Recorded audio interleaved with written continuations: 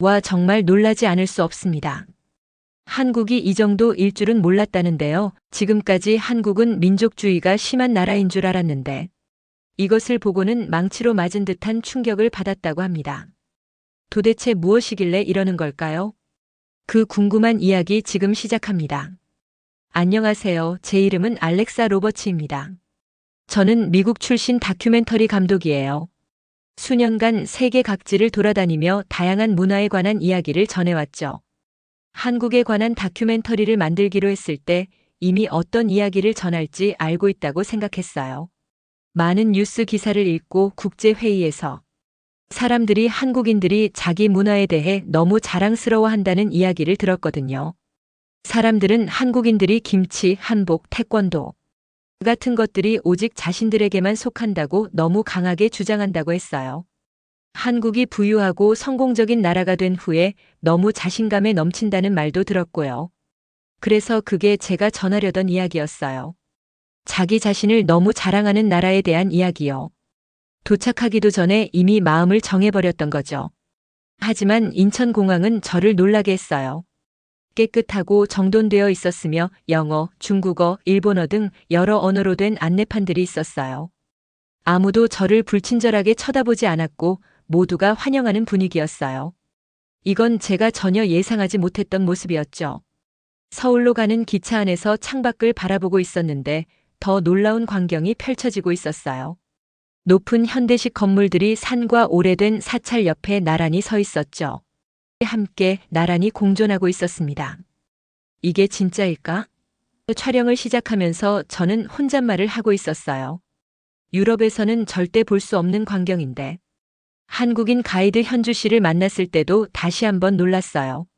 친근한 미소를 가진 그녀는 제 머릿속에 그리고 있던 지나치게 민족주의적인 사람의 모습과 전혀 달랐거든요. 같은 날에 고궁과 현대적인 루프탑 카페를 모두 방문하자고 제안했어요. 그게 좀 이상한 조합 아닌가요? 제가 의심을 잘 숨기지 못하고 물었죠. 그녀는 의아한 표정으로 저를 바라보고 있었어요. 왜 이상하죠? 우리는 매일 이 두 가지와 함께 살고 있는걸요. 그날 오후 제 안에서 뭔가가 변했어요. 우리는 아름다운 옛 왕궁인 경복궁을 방문했어요. 그리고 나서 한복을 입은 젊은이들이 스마트폰으로 셀카를 찍고 있는 카페에 갔죠. 제가 예상했던 옛 한국과 새 한국 사이의 구분이 존재하지 않았어요. 제가 조사한 모든 것이 잘못된 걸까요? 아니면 더 깊은 무언가를 놓치고 있는 걸까요? 그 주 후반에 저는 박 교수님이라는 은퇴하신 역사 선생님을 인터뷰했어요. 과도한 한국 민족주의에 대해 여쭤봤을 때 그의 표정이 진지해졌어요. 과도하다는 것이 정확히 무슨 의미인가요? 그가 저를 똑바로 쳐다보며 물었어요. 우리 문화에 대한 자부심을 판단하기 전에 어쩌면 그것을 보존하는 데 무엇이 필요했는지 이해해야 할지도 모릅니다. 그의 말이 저에게 강하게 다가왔어요. 그날 밤 호텔 방에서 저는 그날 찍은 영상들을 보고 있었어요. 제 다큐멘터리가 이미 제가 계획했던 것과는 다른 무언가로 변하고 있다는 걸 깨달았죠. 박 교수님의 질문에 대해 생각해 보고 있었어요. 한국인들이 그들의 문화를 보존하는 데 무엇이 필요했을까? 왜 이 자부심이 그들에게 그렇게 중요할까? 저는 알지 못했지만 갑자기 그것을 알고 싶어졌어요. 원래 계획을 버리기로 결심했어요. 이미 알고 있다고 생각했던 것을 증명하려 하기보다는 이야기가 저를 이끄는 대로 따라가기로 했죠. 눈을 크게 뜨고 진짜 한국을 보기로 했어요. 제가 상상했던 한국이 아니라 실제 장소와 실제 사람들이 있는 한국을요. 그때는 몰랐지만 그 결정이 제가 알고 있다고 생각했던 모든 것에 도전하게 될 여정의 첫걸음이었어요. 그것은 제 다큐멘터리뿐만 아니라 저 자신도 변화시킬 거였죠. 다음 날 아침 저는 일찍 일어났어요. 해가 막 서울의 고대 사찰과 현대적인 고층 빌딩들 위로 떠오르고 있었죠. 새로운 목적을 가지고 카메라를 들었어요. 오늘은 달랐어요. 오늘부터 진짜 한국을 보기 시작할 거였으니까요. 서울에서의 첫 주는 정말 새로운 경험들로 가득 차 있었어요. 그 경험들이 제가 한국에 대해 생각하던 방식을 완전히 바꿔놓고 있었죠. 저는 이 새로운 세계로 진정으로 들어가기 위해 한복을 빌려 입기로 했어요. 한복은 그 아름다운 전통 한국 의상이죠.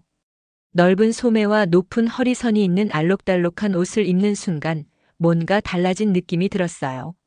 이 옷을 입고 경복궁을 거닐었던 건 단순히 좋은 영상을 찍기 위한 것만은 아니었어요. 그 옷을 입으니 주변의 역사와 연결된 느낌이 들고 있었거든요. 정말 왕족이 된 것 같아요. 제가 소리내어 말했는데 진심으로 그렇게 느끼고 있어서 저도 놀랐어요. 옷감은 생각보다 무거웠고 걸을 때마다 소매가 우아하게 움직이는 모습에 자연스럽게 걸음이 느려지면서 주변의 세세한 것들이 더 많이 보이고 있었어요. 현주 씨는 여러 면에서 제 안내자가 되어 주었어요. 단순히 장소만 보여준 게 아니라 그것들을 다르게 볼 수 있도록 도와주고 있었죠. 궁에서 우리는 수문장 교대식을 보고 있었어요. 경비병들이 완벽한 타이밍으로 움직이며 전통 무기와 알록달록한 제복을 입고 마치 과거의 한 장면을 만들어내고 있었죠. 처음엔 이게 관광객들을 위한 것이라고 생각했어요. 그런데 현주 씨가 이 전통이 얼마나 중요한지 설명해 주었어요. 이런 의식들이 한국인들에게 그들의 역사와 많은 어려운 시간을 견디는데 도움이 된 규율을 상기시켜 준다고요. 멀리서 보면 단순한 자부심처럼 보였던 것이 가까이서 보니 훨씬 더 깊은 의미가 있다는 걸 이해하기 시작했어요. 매일매일 제 오래된 사고방식을 시험하는 새로운 경험들이 찾아오고 있었어요. 어느 저녁 작은 식당에서 나이 지긋한 여성분이 계속해서 반찬을 더 가져다 주고 계셨어요. 추가 요금도 없이요. 제가 한국어를 못하니까 따뜻한 미소와 손짓으로 더 먹으라고 권하고 계셨죠. 처음에는 제가 카메라를 든 외국인이라서 특별히 더 친절하게 대해주시는 줄 알았어요. 이 생각을 현주 씨에게 살짝 이야기했더니 그녀는 고개를 저으며 주변을 가리켰어요. 모든 테이블이 같은 대접을 받고 있었거든요. 이건 나를 위한 쇼가 아니었어요. 그냥 여기서는 원래 이렇게 하는 거였죠. 지하철 시스템도 저를 놀라게 했어요. 정확히 시간에 맞춰 운행하고 있었고 사람들은 질서정연하게 줄을 서서 탑승하고 있었어요.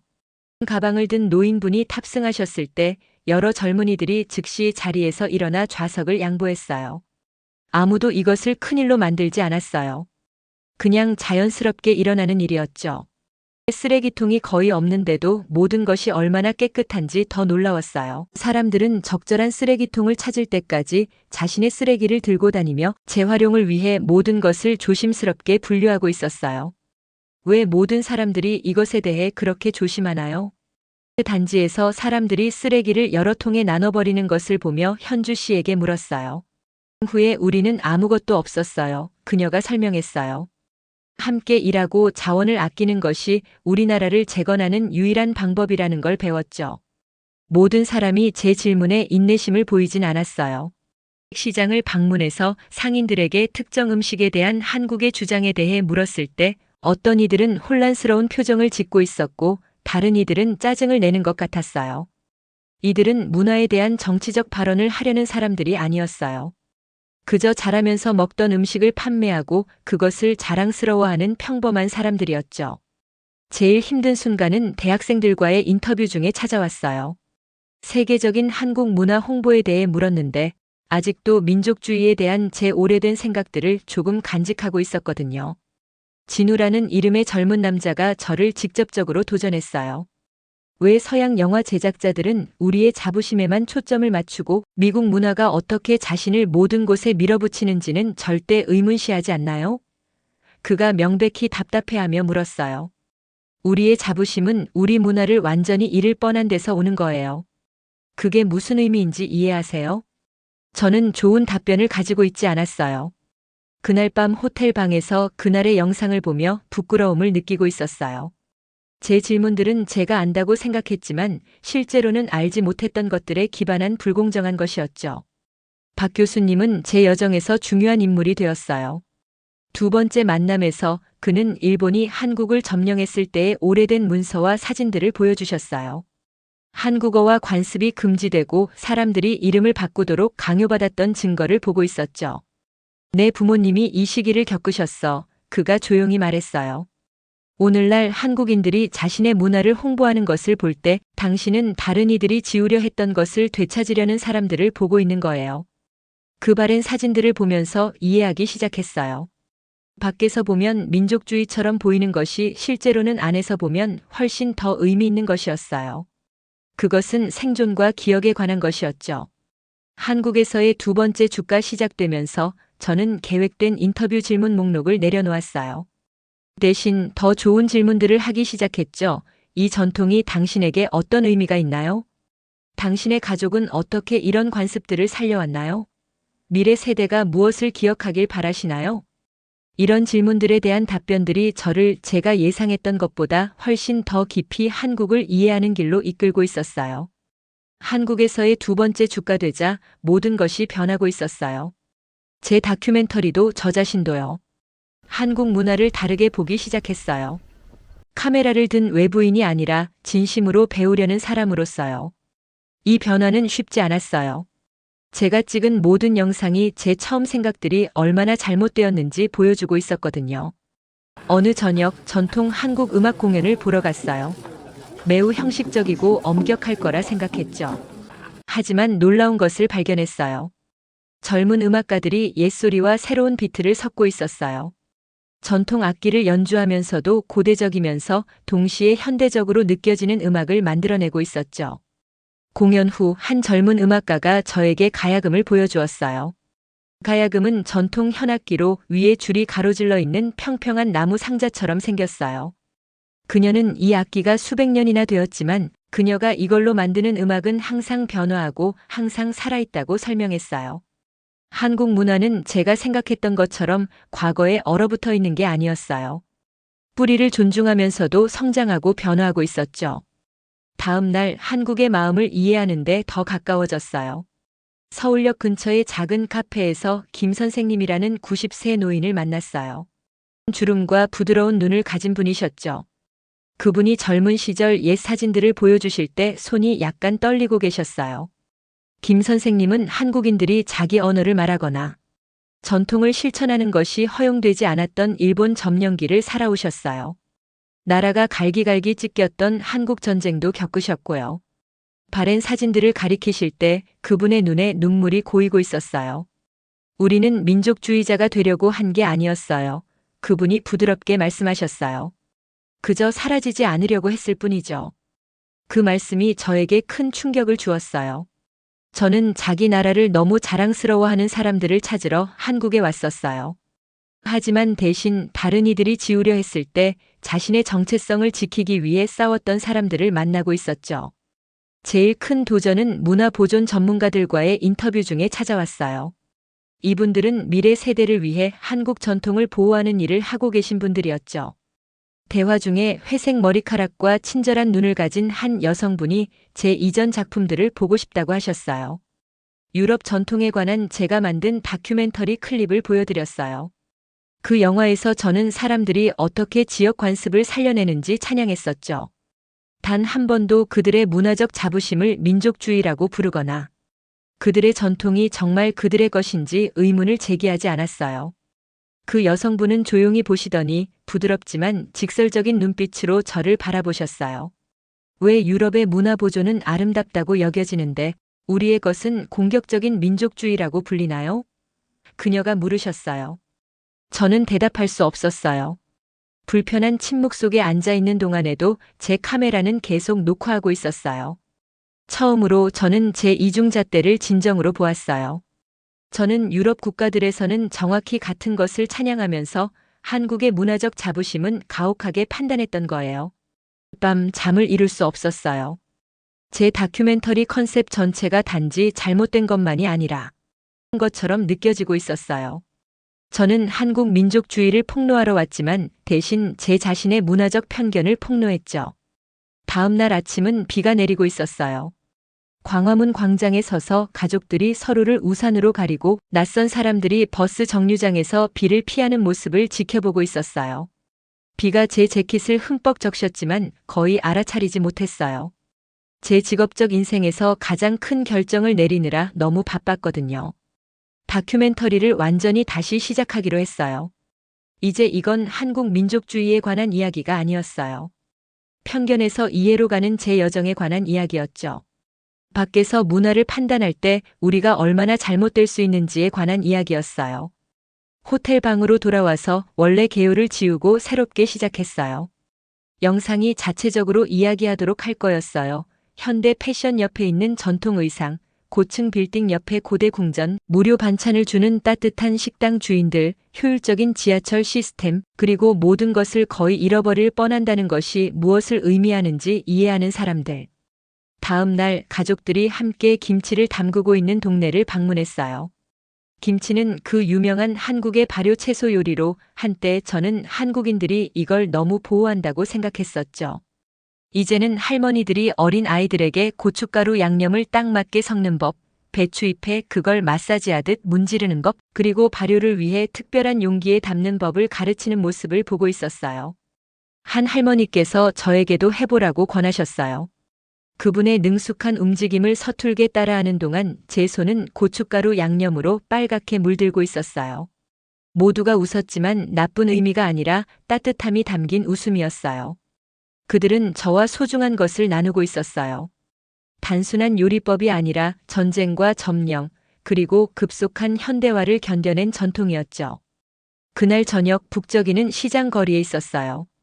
음식 노점상들이 손님들에게 소리치고 밝은 불빛이 양말부터 스마트폰 케이스까지 모든 것을 파는 가게들을 비추고 있었고 길거리 음식 냄새가 공기를 가득 채우고 있었어요. 현대적인 상품들 사이에서 전통적인 물건들도 보였어요. 수제 공예품, 한약재, 그리고 수세기 동안 같은 방식으로 준비된 음식들. 이 붐비고 시끄러운 곳에서 중요한 것을 깨달았어요. 한국 문화는 옛것과 새것으로 나뉘어 있지 않았어요. 모든 것이 연결되어 있고 살아있고 기억하면서 변화하고 있었죠. 한국인들이 느끼는 자부심은 소유권을 주장하는 것이 아니었어요. 그것은 생존을 축하하는 것이었어요. 시장의 불빛이 주변에서 빛나는 가운데 박 교수님께 전화해서 한 번 더 인터뷰를 부탁드렸어요. 제 다큐멘터리를 위해서가 아니라 제 자신의 이해를 위해서요. 어떻게 계속해야 할지 모르겠어요. 솔직히 말씀드렸어요. 제가 알고 있다고 생각했던 모든 것이 잘못되었어요. 박 교수님의 대답은 간단하지만 강력했어요. 최고의 다큐멘터리는 영화 제작자가 이미 믿고 있는 것이 아니라 그들이 발견한 것을 보여줍니다. 그분 말씀이 맞았어요. 제가 변화했기 때문에 제 다큐멘터리도 변화했던 거죠. 한국에 도착한 이후 처음으로 진정으로 이 나라를 보고 있다는 느낌이 들었어요. 제 편견의 렌즈를 통해서가 아니라 드디어 배울 준비가 된 맑은 눈으로요. 한국에서 보낸 마지막 몇 주는 처음과는 정말 달랐어요. 모든 것을 새로운 눈으로 보고 있었거든요. 한국 역사와 문화에 대해 더 많이 이해하게 되니 예전에 방문했던 장소들도 이제는 달리 보이고 있었어요. 어느 날 아침 제 여정이 시작됐던 경복궁으로 다시 갔어요. 처음 갔을 때는 한국인들이 너무 자랑스러워하는 오래된 건물만 봤었죠. 하지만 이제는 한국인들이 자신들의 유산을 살리기 위해 싸우는 동안 여러 번 파괴되고 재건된 아름다운 장소를 보고 있었어요. 밝은 색깔들, 나무 조각에 새겨진 세심한 디테일, 평화로운 정원. 이 모든 것들이 단순히 보기 좋은 것들이 아니었어요. 그것들은 생존의 상징이었죠. 현주 씨의 도움으로 특별한 저녁 식사를 마련했어요. 저에게 한국을 더 잘 이해하도록 도와주신 모든 분들을 초대했어요. 박 교수님, 김 선생님, 젊은 음악가들, 문화보존 전문가들, 그리고 제 생각에 도전했던 대학생들까지요. 우리는 한국 음식으로 가득 찬 긴 테이블에 함께 앉았어요. 너무 많은 작은 접시에 다양한 음식들이 있어서 테이블이 그 모든 것을 간신히 감당하고 있었죠. 함께 식사하면서 제 다큐멘터리가 어떻게 변했는지 이야기했어요. 더 이상 한국 민족주의에 관한 영화를 만들고 있지 않았어요. 제 자신의 여정에 관한 영화를 만들고 있었죠. 제가 머릿속에 하나의 이야기를 갖고 한국에 왔다가 현실에서 완전히 다른 이야기를 발견하게 된 과정이요. 이제 제가 담고 싶은 건 이거예요. 설명했어요. 이곳에 오기 전에 상상했던 한국이 아니라 여러분이 보여주신 진짜 한국. 복잡하고 회복력 있고 살아있는 한국이요. 촬영의 마지막 며칠은 전에 놓쳤던 순간들에 초점을 맞추고 있었어요. 할머니가 손녀에게 김치 만드는 법을 가르치는 모습, 양념을 딱 맞게 섞는 방법을 조심스럽게 보여주는 장면을 촬영했어요. 현대적인 사무실 건물에서 하이테크 직장의 전통 관습을 가져오며 신발을 벗고 들어가는 기술 직원들도 촬영했고요. 다른 나라에 살고 있는 한국인들이 볼 수 있도록 인터넷으로 실시간 중계되고 있는 전통 의식도 촬영했어요. 마지막 인터뷰는 전쟁과 점령을 견뎌낸 90세의 김 선생님과 함께 했어요. 외국인들이 한국에 대해 무엇을 이해하길 바라시는지 여쭤봤어요. 그분의 대답은 간단하지만 강력했어요. 우리가 여전히 여기 있다는 것. 우리가 기억한다는 것. 우리가 잊지 않으면서 성장한다는 것. 그 말씀들은 제가 짐을 싸고 한국을 떠날 준비를 하는 동안 계속 머릿속에 남아 있었어요. 집으로 가는 비행기 안에서 다큐멘터리를 위한 새로운 말들을 쓰기 시작했어요. 그 말들은 제가 한국에 처음 도착했을 때 하려고 계획했던 것과는 매우 달랐죠. 저는 자기 자신에게 너무 집착하는 나라를 찾으리라 기대하며 한국에 왔습니다. 대신 식민지화와 전쟁, 그리고 빠른 현대화를 통해 자신들의 정체성을 지키기 위해 열심히 싸웠던 사람들을 발견했습니다. 제가 멀리서 민족주의라고 불렀던 것은 가까이서 보니 그들이 누구인지 어디서 왔는지를 기억하려는 깊은 헌신이었습니다. 미국 집에 돌아와서 다큐멘터리를 편집하는 것은 정직함에 관한 교훈이 되고 있었어요. 영화의 제 초기에 편향된 질문들을 포함하기로 결정했어요. 시청자들이 제 생각이 어떻게 변했는지 보기를 원했거든요. 프로듀서가 그 부분들이 저를 나쁘게 보이게 한다며 잘라내자고 제안했을 때 거절했어요. 그게 바로 핵심이에요. 프로듀서에게 말했어요. 이건 단지 한국에 관한 것이 아니에요. 우리가 진정으로 이해하지 못한 채 우리와 다른 문화를 어떻게 판단하는지에 관한 거예요. 제 다큐멘터리는 영화제에서 상영되었어요. 일부 사람들은 제가 실수를 솔직하게 인정한 점을 칭찬하며 좋아했고, 다른 이들은 제가 너무 반대 방향으로 가서 이제는 한국을 너무 완벽하게 보이게 한다며 비판했어요. 두 반응 모두 괜찮았어요. 목표는 모든 사람들이 저에게 동의하게 만드는 것이 아니었거든요. 목표는 우리가 다른 문화를 어떻게 보는지에 대한 대화를 시작하는 것이었죠. 집에 돌아온 지 6개월 후 서울에서 소포를 받았어요. 그 안에는 제가 인터뷰했던 모든 분들의 편지가 담겨 있었죠. 현주 씨의 메모가 저를 가장 감동시켰어요. 생각을 바꿀 의향이 있어 주셔서 감사합니다. 오늘날 세상에서는 드문 일이에요. 이미 믿고 있는 것을 증명하러 오는 것이 아니라 아직 모르는 것을 발견하러 오는 사람이요. 이제 사람들이 한국에 대해 물어볼 때 저는 간단한 대답을 하지 않아요. 대신 경복궁에 서서 고대 건물과 현대 고층 빌딩이 함께 있는 것을 보며 진정한 이해란 배울 수 있는 것에 열린 마음을 갖는 것임을 깨달았던 이야기를 들려주고 있어요. 제 다큐멘터리는 제가 계획했던 것과는 다른 것이 되었어요. 우리가 이해하지 못하는 것을 얼마나 쉽게 판단하는지, 그리고 새로운 관점에 마음과 생각을 열 때 얼마나 더 좋은지에 관한 이야기가 되었죠. 배운 가장 중요한 것은 사실 한국에 관한 것이 아니었어요. 그것은 제 자신에 관한 것이었죠. 세상을 보는 최고의 방법은 판단이 아니라 호기심으로, 확신이 아니라 질문으로, 편견이 아니라 배울 준비가 된 열린 마음으로 보는 것임을 배웠어요. 오늘의 영상은 여기까지입니다. 오늘의 사연 재밌게 보셨다면 좋아요와 구독 부탁드릴게요.